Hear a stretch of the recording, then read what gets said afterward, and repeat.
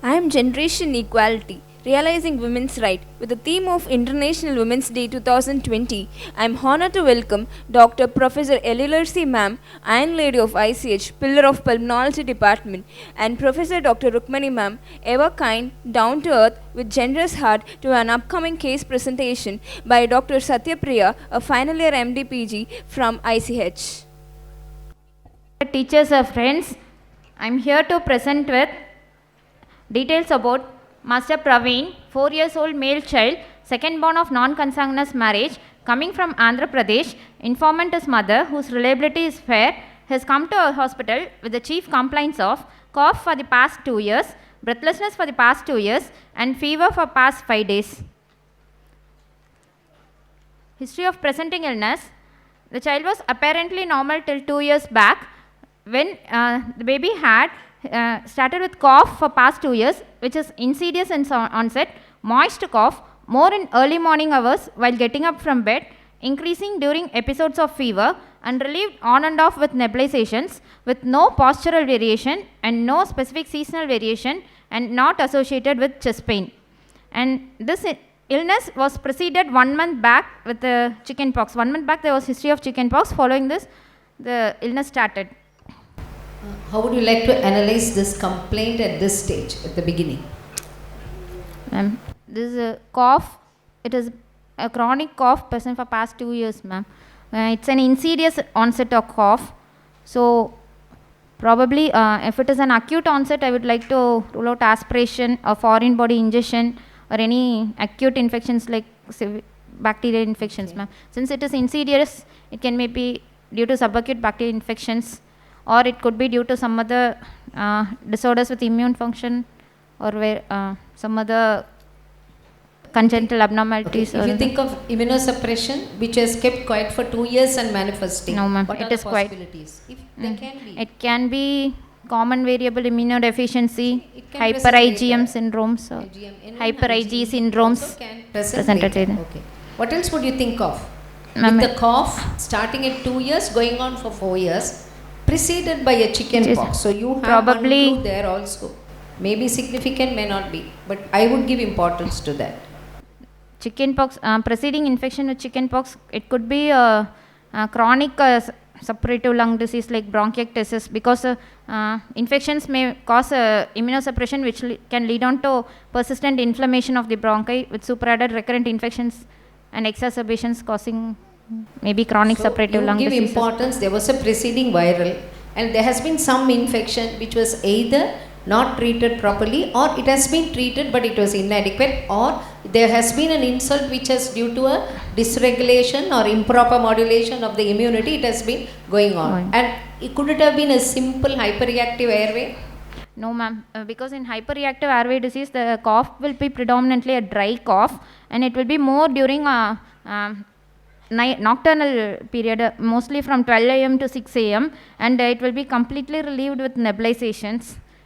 And in between periods, when there is no exacerbation, child may be normal. So, but you have put a word relieved on and off with nebulization. And there is no complete relief, ma'am. It's a partial response. No complete response to nebulization or something to say, because here you have given a word as relief. There is only partial response. Okay.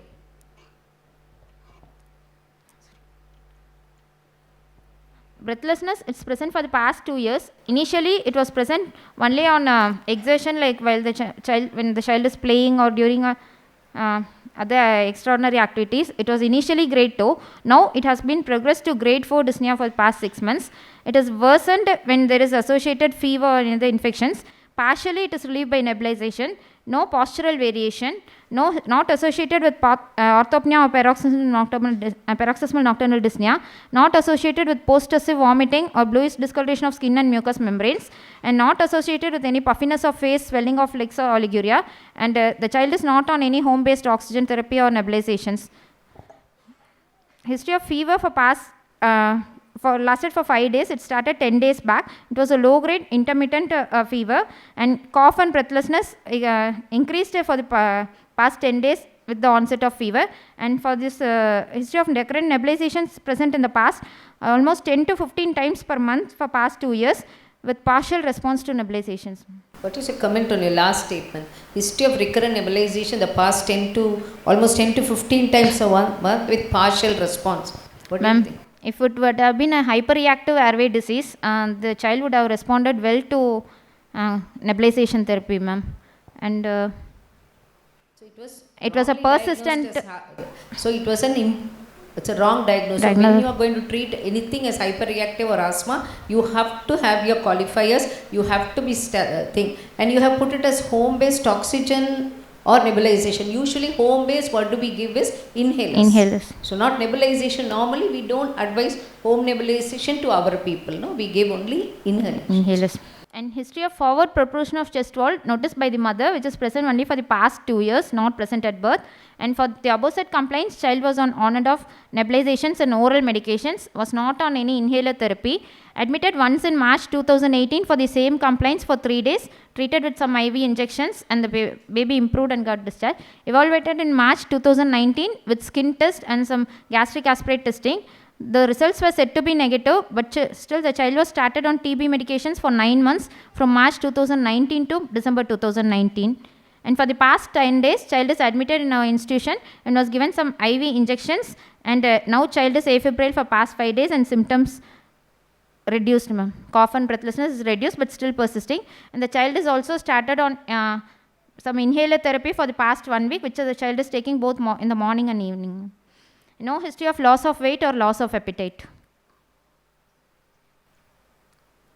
And there is no history suggestive of nocturnal cough or noisy breathing or halitosis or any illness like measles or pertussis in the past, and no history of any recurrent aspiration or choking during feeds or any foreign body aspiration or anesthesia or recent surgeries in the past, or there is no pet rearing or exposure to passive smoking, no ear discharge or headache, no history suggestive of passing oily bulky stools or jaundice or recurrent abdominal pain or visual disturbances or bleeding manifestations or recurrent boils or skin infections or nail infections or oral thrush, ulcers or dysphagia or recurrent diarrhea in the past.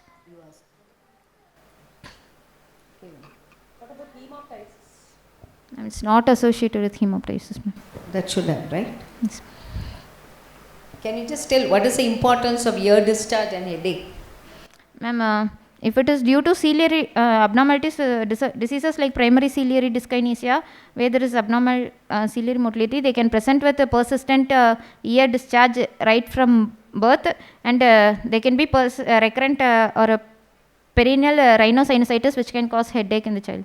So it is a ciliary abnormality. Disorder. So what are the two common ciliary abnormalities that we see here? Cystic fibrosis and primary ciliary dyskinesia. Most of the time in PCD, the ear discharge almost always accompanies. It may not be coming in your diagnostic criteria, but it is 99% all of them will have an otorrhea and chronic CSOA. Okay. So they will have a sinusitis, so obviously they will have a headache. So we'll discuss about those oily stools and all later. Antenatal history, the age at conception of mother was 23 years. This is the second child, spontaneous conception 3 years after the skip that. birth and neonatal history. It's a full term normal vaginal delivery in a private hospital. Birth weight was a 3 kg. Child cried immediately after birth. There is no history of respiratory distress or jaundice immediately after birth, but the baby had fever and cough on day 4 of life, which lasted for 1 week, but it is not associated with breathlessness. The child was not admitted, was given some oral medication, and child improved. What if this child gives history of TTN, a prolonged TTN, and then child was sent home and had a recurrent respiratory tractions from the first year of life? What will be the possibility? Ma'am, in case of ciliary disorders like primary ciliary dyskinesia, the child may have a unexplained neonatal respiratory distress in a term child at birth, and even cystic fibrosis can present with unexplained neonatal respiratory distress. TTN is one of the common presentation, or a prolonged TTN for PCD. What about the significance jaundice, notice, and later on having a recurrent respiratory tract infection? Jaundice at birth, it can be seen in cystic fibrosis, ma'am. CF. They can present because of the biliary sludge and obstruction. They can present with lots of jaundice cases and reported prolonged neonatal jaundice is neonatal cholestasis. The child was breastfed within half an hour of life, passed urine and meconium within 24 hours of life.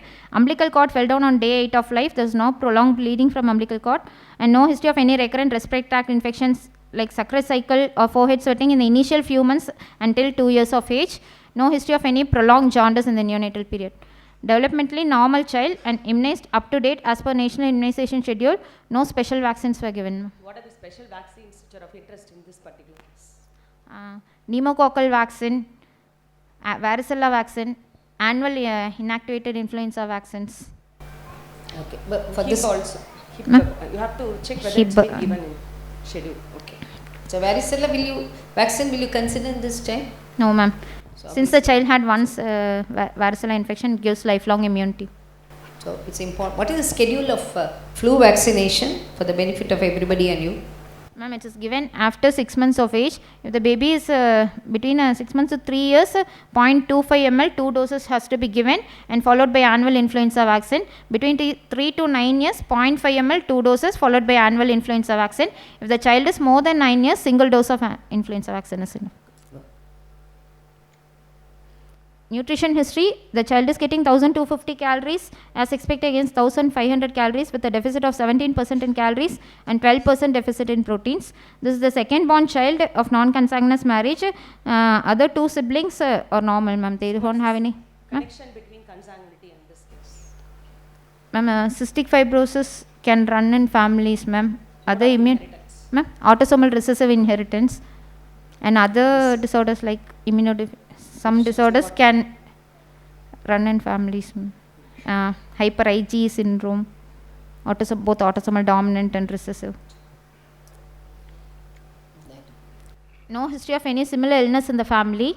In socioeconomic history, they live in a paka house, 6 members, 4 rooms, no overcrowding, separate kitchen, drinks boiled tap water and uses sanitary latrines for defecation, and monthly income is 15,000 per month, belongs to upper lower socioeconomic states as per modified Kupsami.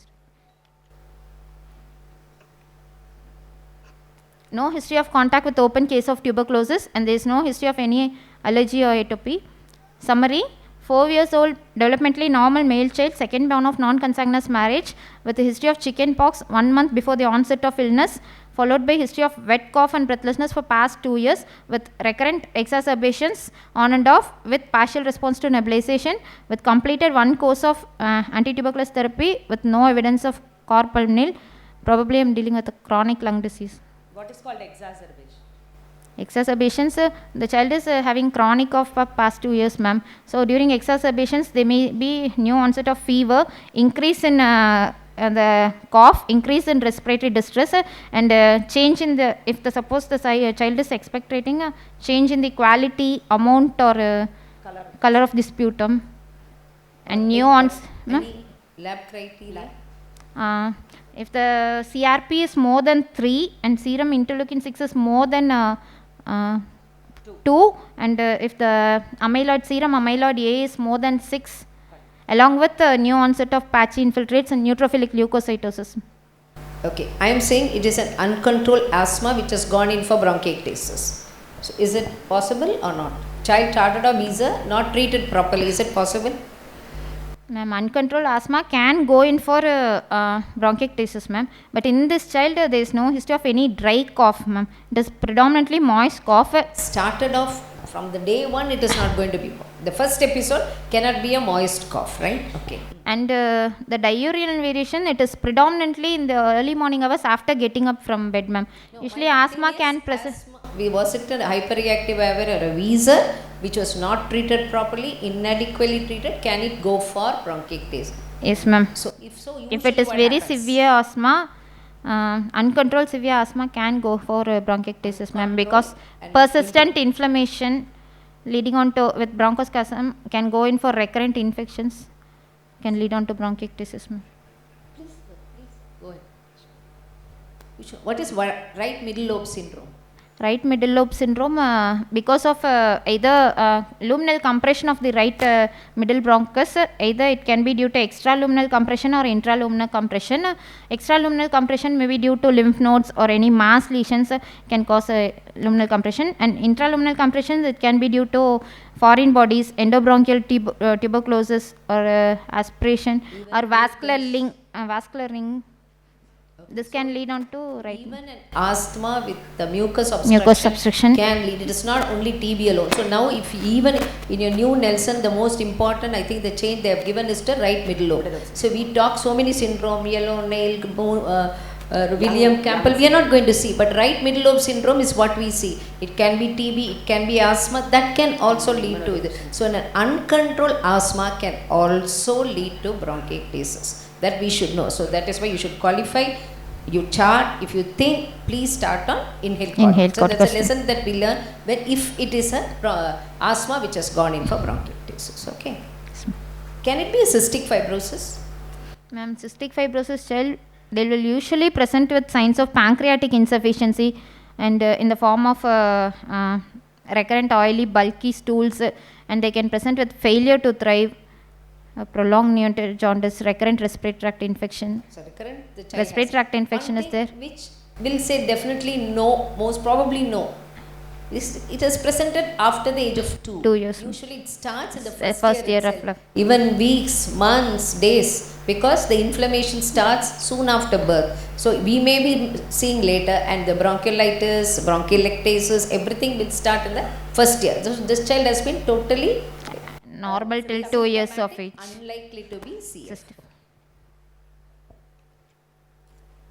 General examination. The child is conscious, oriented, afebrile, moderately built and nourished, dyspneic, tachypneic with subcostal and intercostal retractions, not pale, not jaundiced or there is no cyanosis or pedal edema, grade 1 pan-digital clubbing present, no halitosis, insignificant right posterior cervical and left axial lymphadenopathy of 0.5 into 0.5 centimeter present, no external markers of TB or HIV.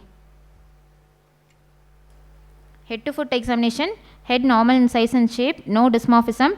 Eyes normal, no bite out spot of lectin, telangiectasia or jaundice. Ears normal, no discharge. Nose normal, no deviated nasal septum or polyp. Oral cavity normal, no dental caries. BCG scar present. The child is dyspneic and tachypneic at rest. Pectus carinatum present. Right infraclavicular flattening present extending up to mammary region. No rickety rosary or Hassan sulcus. No dilated veins or abdomen distension. Healed scar presence over the trunk and abdomen with pigmentation. 2 caphyloid spots over trunk. Extremities grade 1 pan-digital clubbing present. No induration at the manto site. Spine normal. No kyphosis, scoliosis or gibbous. Vitals. Pulse rate is 120 per minute, regular in rhythm, normal volume, no special character, felt in all palpable peripheral vessels, no radioradial or radiofemoral delay or vessel wall thickening. Respiratory rate is 40 per minute, regular thoracic type of respiration. Temperature is 98.6 degree Fahrenheit measured in right axilla. Blood pressure is 100/70 millimeter of mercury measured in right upper limb with the child in supine position. Saturation is 92 to 94% in room in all 4 limbs. Anthropometry, weight is 11.6 kg as expected against 16 kg, falls less than -3 standard deviation. Height is 97 cm as expected against 101 cm, falls between 3rd and 50th centile. Mid upper arm circumference is 13.5 cm and head circumference is 47.5 cm, which falls between 3rd and 50th centile. Child comes under moderate acute malnutrition. Examination of respiratory system.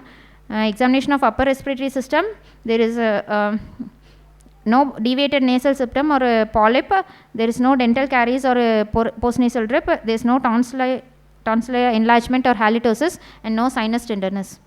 Inspection, trachea in midline. Look at the tonsils. What is the significance in a child with severe recurrent respiratory infection? What are all the findings that you look for in the site of tonsils? Ma'am, they can present with chronic tonsillitis. Maybe now presenting with acute and chronic tonsillitis can be there, and if there is a absent tonsil, we can look for T cell defects, SCID. Okay, in an immunodeficiency. In immunodeficiency. Inspection, trachea in midline, chest wall deformity present, pectus carinatum present, right infraclavicular flattening present extending up to mammary area.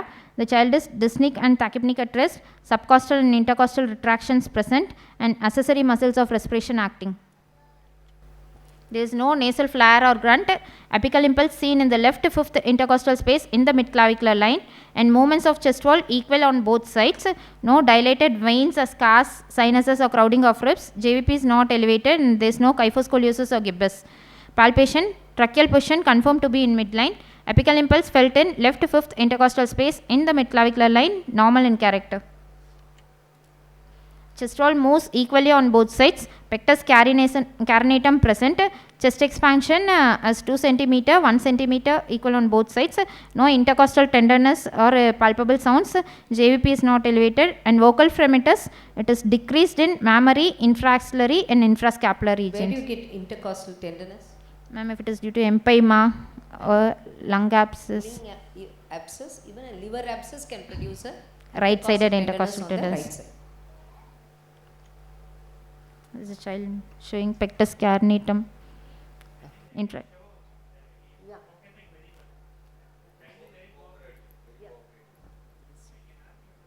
Yeah. Button தெலுங்குல சொல்லிறேன் button கலக்கி எனக்கு காட்டு யா grand இந்த மேல ஏத்தி நின்னா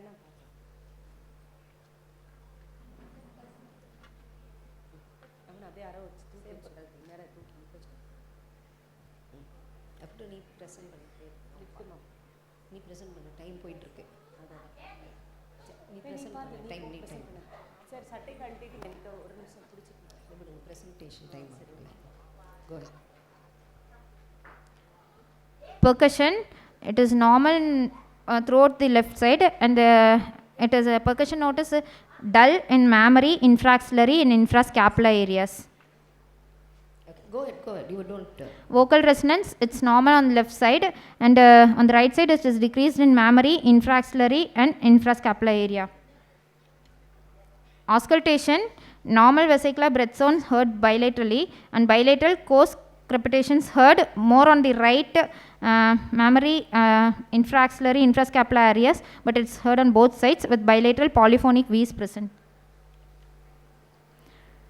Other system examination, cardiovascular system, first and second heart sound heard, no murmur, no loud P2, abdomen soft, bowel sounds present, not tender, no organomegaly. Examination of central nervous system, clinically normal, fundus normal, no focal neurological deficit. In a chronic suppurative disease, suppose you have a firm liver, what are all the possibilities?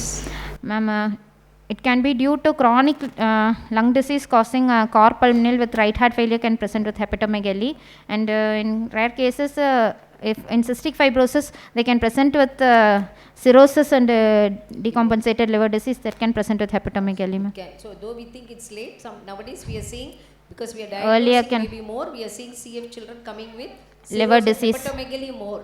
Though the respiratory is more than 50% of the presentation, we are now getting even abdominal presentations. Yes, sir.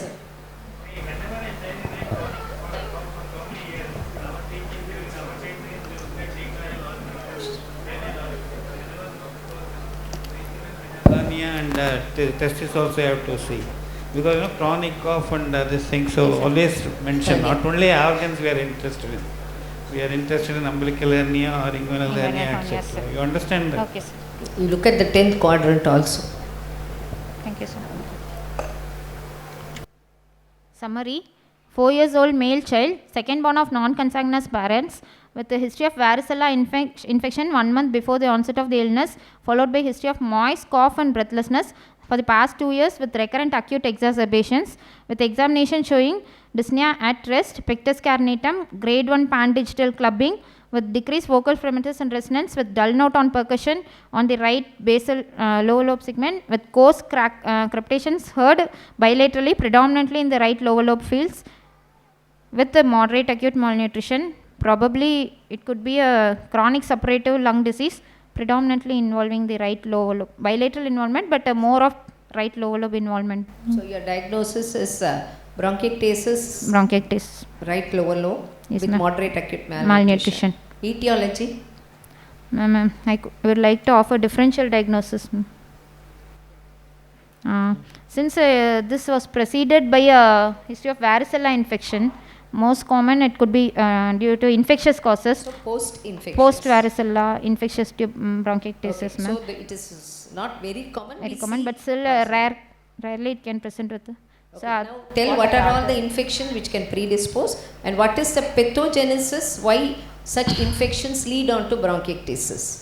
Ma'am, other infections like measles, pertussis, tuberculosis, adenovirus infection, and respiratory syncytial virus, toga virus, and sometimes necrotizing pneumonia with staph or H influenza.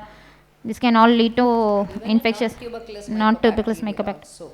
Okay, so what is the pathogenesis? Why do infections produce? Ma'am, following all these infections, the babies may have transient immunosuppression because of decreased immunity. There may be chronic inflammation that of the airways, and the inflammatory cytokines will start on acting over the airways, and this can lead on with the superadded infection can cause destruction of the bronchial airways. So it is an interaction between the host and the Host immune bacteria, virus, or and the immunity. So that if it's a viral, it is going to be a transient immunosuppression. So that will lead on to infection with super. But you should know all the cytokines, all your polymorph, all the polymorph metalloproteins, interleukins, everything come, and the eosinophils, which again will trigger a polymorphism. So it is only inflammation, destruction, infection, stagnation. That's how it goes on. So that is why any infection, especially necrotizing pneumonias, which we are seeing, can cause. So what else are the possibilities? Because of its chronic duration, I would think of ciliary disorders like, though it's unlikely, cystic fibrosis is unlikely since the child was apparently normal till 2 years, and primary ciliary dyskinesias, and since primary ciliary dyskinesia, but as things against this is the patient didn't have any respiratory distress in the neonatal period, no recurrent ear infections, ear discharges, no symptoms suggestive of rhinosinusitis, perennial rhinosinusitis. Associated situs inversus is not there, and other maybe immunodeficiencies, ma'am. Third possibilities could be due to immunodeficiencies, like common variable immunodeficiency or hyper. When does CVID manifest? Usually it will present at a late, no ma'am, it can present at a late age after 5 to 8 what is around. The other name for CVID? It is post-infectious immunodeficiency, because most of the time you diagnose the immunodeficiency only, it is usually the latest age. Usually child is around 8 or 10, comes with a post-infective bronchiectasis. It is when then we diagnose most of the time. It does not mean that it cannot present earlier. Okay. And of course your hyper IgM or hyper IgE syndrome, ma'am. Since it is presenting predominantly more of right lower lobe, I could think of some congenital abnormalities. Yes. Like focal, like sequestration, laryngeal clefts, or any local focal airway malasias, or any obstructions. Sequestration also can involve the right lower lobe, so ma'am. that itself will lead to inadequate clearance of infection. So these people have been taking inadequate treatment. So what is the minimum duration of antibiotic that one should give if it suspect bronchiectatic changes or even a bronchiectasis? What is the minimum duration of antibiotics? 4 weeks. No, 2. When you are suspecting bronchiectatic changes. When you organize bronchiectasis, then it becomes 2 to 4, 4 to 6. Abscess, it's 6 to 12. But even if your radiologist giving mild bronchiectatic changes, then you should be cautious, because you know there is some amount of inflammation. You give at least 2 weeks of antibiotics to make sure the infection is cleared. There is not going to be any residual airway deformity, because it's a deformity that comes. Okay. So I would like to investigate further. Okay. And this is the CT of X-ray of the baby, ma'am. You should start with your blood. You directly. This is a recent X-ray, I think. You have not put it. That's okay. Fine. You have and put this is the recent X-ray. This is a recent. So there is some hyperinflation on the opposite side. That's also compensatory hyperinflation which you can encounter in a case of bronchiectasis, chest X-ray.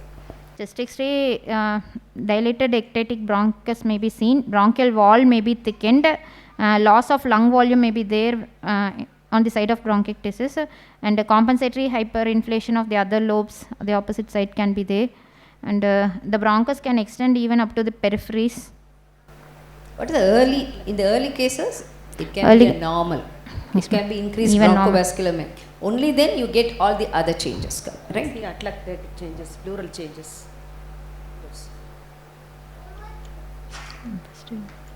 Investigations. The last one alone, just to show, like this is the last CT picture mattu pottadu. So because it is localized, a sequestration is one possibility. Okay. So what are the CT changes depending upon the pathological? Ma'am, initially the CT may show dilated bronchi with thickened bronchial walls, and this dilatation of the bronchus can extend even up to the periphery, and this can present like a cylindrical bronchiectasis, and it can also lead on to on and off constrictions in the bronchi, and this can lead on to varicose bronchiectasis and signet ring sign, where the bronchus will be dilated when compared to adjacent bronchial vessels. If the ratio is more than 0.8, it can present like a signet ring, and tram track appearance if it is extending up to the periphery in cylindrical bronchiectasis. You started with the target sign, then come to your tram track, then last, and the last should be cylindrical. Okay. Right. So investigations, first I would like to do a complete blood count on ESR since the child presented with fever with exacerbation, and peripheral smear study, and quantitative CRP to rule out infection, and electrolytes along with bicarb to look for hyponatremic, hypochloremic alkalosis in case if it is a cystic fibrosis, and liver function tests to rule out any occult liver involvement in CF. If suppose it is a CF and sepsis. And chest X-ray should to look for any superadded pneumonia or other bronchiectatic changes. X-ray paranasal sinuses to look for any pansinusitis, and Manto still. Okay, tell me something. Now the child has been given empirical ATT, right? In this case, empirical ATT justified or not? No, ma'am. Usually there is no role for. Nowadays there is no role. In a case of bronchiectasis, when all etiology is ruled out in our country, we are still giving a course of ATT, because after exhaustive evaluation, you don't come to a conclusion and you are almost stuck with an idiopathy. At that time, a trial ATT. Possibly that is what they have done, but the past of not treating properly is a different matter. But then giving a course of ATT is still accepted in our place, but not in other places, countries or anywhere. Okay. Since TB is the most common cause, we have to evaluate for TB with Manto and HIV to rule out secondary immunodeficiency, sputum culture sensitivity and gram staining, and resting gastric juice or induced sputum for gene expert. And since it is predominantly involving right lower lobe, bronchoscopy to rule out to look for any nodal compression or endobronchial tuberculosis. And sputum culture. What are all the organisms commonly seen in simple bronchiectasis, in CF bronchiectasis? Ma'am, in simple bronchiectasis, they can present with. See, how would you like to classify? CF bronchiectasis and non-CF bronchiectasis. It's easy to classify bronchiectasis as CF, because CF is now, we are also seeing quite a few, and Western countries are, so we nowadays classify CF and non-CF bronchiectasis. So what are all the common organisms in non-CF and what is common in CF? Non-CF bronchiectasis, they can present with infection with H. influenza B or Staphylococcus aureus, and CF, Moraxella catarrhalis, Streptococcus pneumoniae. So these three organisms are predominantly non-CF bronchiectasis initially and most of the time. Okay. What about the CF? CF bronchiectasis, they can present with Pseudomonas infection. Even in them, the commonest organism is same. H. influenza. So that's what you should know. It is not that how can a 1-year-old child with the first presentation have Pseudomonas? No. Right, so it is going to be strep pneumonia, H. influenza, Moraxella catarrhalis, all this. But only thing, it will not clear normally. A child who the first episode of pneumonia, community acquired, not responding to treatment, think of something. Maybe it's PID, maybe it's CF. So you have to evaluate. At that time you are not going to get. Why? Because the Pseudomonas requires an biofilm only forms when it is already treated with some antibiotics. So when Pseudomonas, it multiplies in the hospital in your old citramide bottles and all, because it needs an antiseptic and an antibiotic coated surface to survive. So it is not going to be the first. But later on, obviously the killer is going to be mostly these organisms like your Pseudomonas, methicillin resistant Staph aureus, Burkholderia capacia. So Burkholderia is very bad. Very rare. But God's grace, nowadays we are able to treat.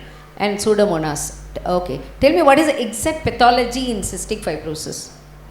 Ma'am, there is mutations in the cystic fibrosis I just don't want theory. Just tell exactly what pathology, why are they prone for such frequent infections? Ma'am, there is quick, we have only 10 minutes left. there is defective chloride secretion and increased sodium reabsorption will be there in the through the CFTR gene, ma'am. So this will lead on to poor hydration with thickening of secretions. Decrease secretion of your bicarb. Bicarb. So it becomes an acidic medium. Thick viscid mucus. Go ahead. In addition to that, what happens? So the secretions will become thicker that can obstruct the airways and it can stimulate inflammation, which can lead on to. It will encroach upon the periciliary area. Normally, the mucus is a small area. Here, your periciliary ciliary motility is there, should be a larger area. When the mucus becomes thicker, they occupy more area, and your periciliary area becomes lesser, so it becomes adherent. So what will happen? So when this becomes ciliary motility, small niches where the bacteria can sit on and they cannot be clear. Okay. So HRCT just to look for the bronchiectasis. Just classify the bronchiectasis as per the HRCT bronchiectasis finding. Pre-bronchiectasis where there is no HRCT findings and it is a reversible stage, and HRCT bronchiectasis and established bronchiectasis. And pulmonary function testing and stool examination for fat globules to rule out cystic fibrosis. And recently we are using a bedside screening test, aquagenic Palmar wrinkling for for the audience. Nowadays the simple screening of aquagenic Palmar wrinkling, which just helps you when you suspect a cystic fibrosis. I think okay, she has got. Normally if we immerse the hands in water, it would take around 10 to 15 minutes to develop Palmar wrinkling. But in case of a CF child, because of defect in chloride channels, the wrinkling may occur within 1 to 3 minutes. We have to immerse the hand and take out the hand and check out every 1 minute and take out photographs to look for the early Palmar wrinkling.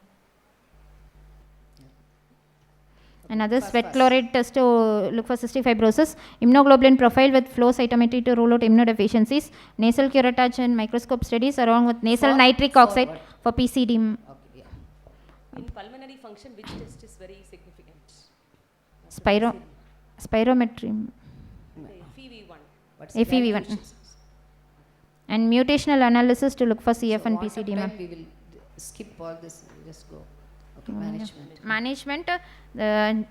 For any case of bronchiectasis, the general approach and treatment, first we have to educate the patients and parents, because the main treatment is going to be physiotherapy. So the parents has to be educated and counseled. Airway clearance therapy and airway drug therapy, then followed by antibiotic therapy during exacerbations, and in some rare cases surgical management. Airway clearance therapy is by physiotherapy and exercise, and also using mucolytics and hyperosmolar therapies. Airway drug therapies for bronchodilation, giving inhaled antibiotics. And so physiotherapy, inhaled antibiotics, tobramycin can be used, colistin, aztreonam, gentamicin. Yes, aminoglycosides and now levofloxacin also is coming as inhaled. So they are very useful in probably cystic fibrosis cases. Cystic fibrosis, Pseudomonas colonization. So coming to the airway clearance therapy, which is a physiotherapy, which is the main thing, you have to identify the identify and treat the underlying cause which is causing the bronchiectasis and disease progression. Main aim is to improve the pulmonary function, decrease the exacerbations. Suppose the patient discontinues physiotherapy, doing very well. When will the child manifest again? Suppose doing very well physiotherapy, she refuses and the mother stops physio. After 3 weeks. Very good. So after 3 weeks only the problems will come. The child who is doing very well will not become suddenly bad after stopping. For 3 weeks child will be, so only then the child will start getting another exacerbation. Good. So physiotherapy, it's a mainstay. So it can be done either by active or passive methods. Passive method is postural training with percussion techniques with cupping hands. All of you can see and read the net, which is the vital in treating, one of the vitals in treating the bronchiectasis. So active physiotherapy can be done with positive expiratory pressure devices, a cappella device, or active cycle of breathing. So before giving physiotherapy, the patient should be it should be done in empty stomach, or if it can be done 1.5 hours after meals. Before giving physiotherapy, first we have to dilate the bronchi with bronchodilators with nebulization, and after that hypotonic saline nebulization or even mantle nebulization has been advised.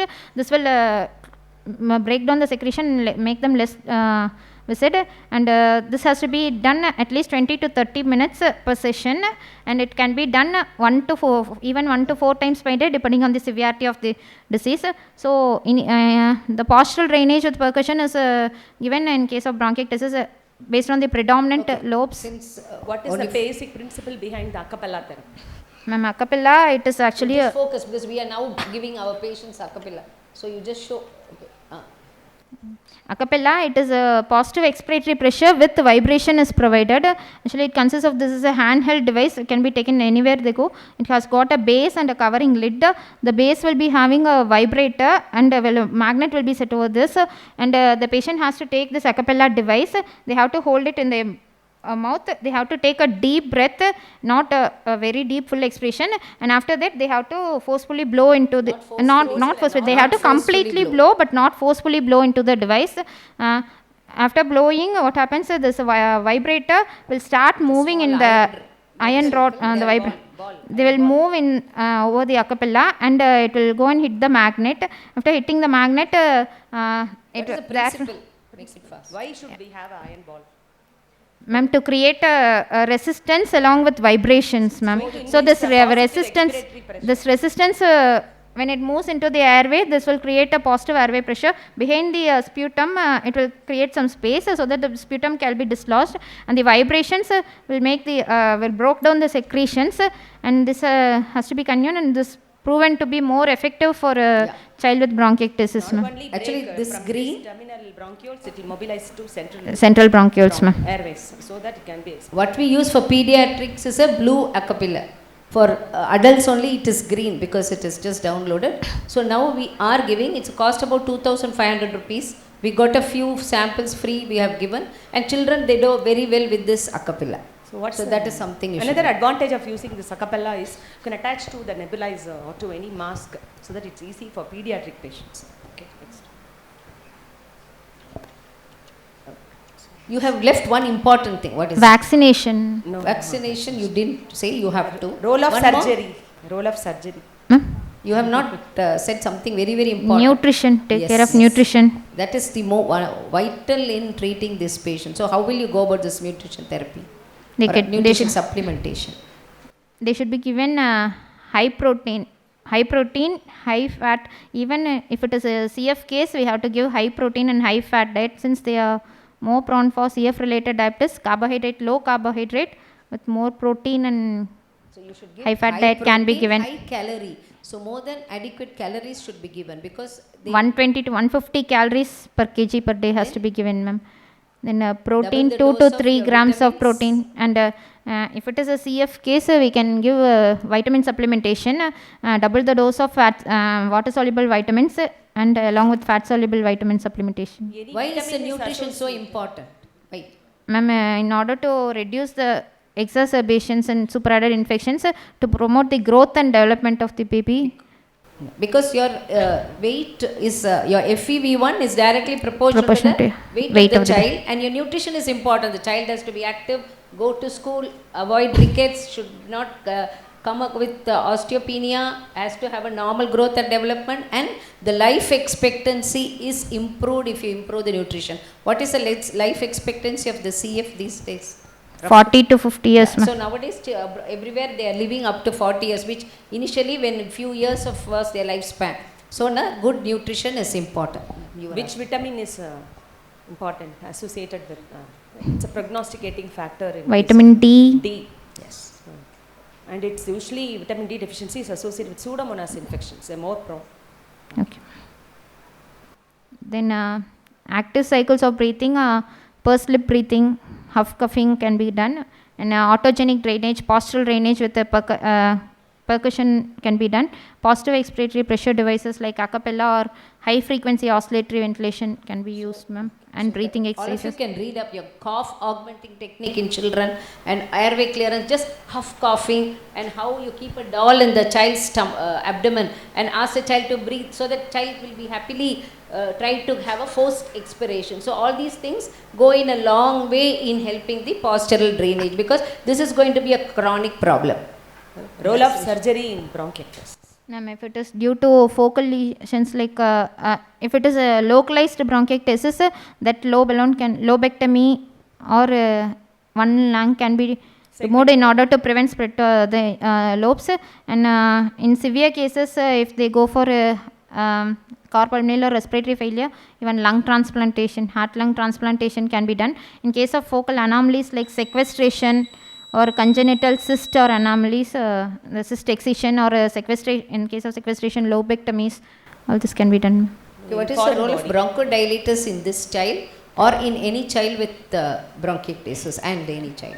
Ma'am, bronchodilators, usually bronchiectasis patients, they can have hyperactive airways, ma'am. So bronchodilator therapy will help to reduce. Simple. Definitely it will help. This child has got polyphonic wheeze. I will give ICS. That's all the answer is. But what is the role of macrolide? Macrolides, azithromycin prophylactic therapy has been shown to reduce the number of exacerbations, ma'am, and it will improve the quality of life of the child. What is the mode of action of macrolides? Ma'am, it has got both antibiotic effect and immunomodulator effect it has got, ma'am. So it's both anti-infective and immunomodulator therapy. Immunomodulator. What's the dose and how long will you give? 5 mg per kg per day. So dose 3 times a week, and it will prevent totally your Pseudomonas colonization can be prevented. Thank you, Santipriya, for the good presentation. The time is up. Thank you.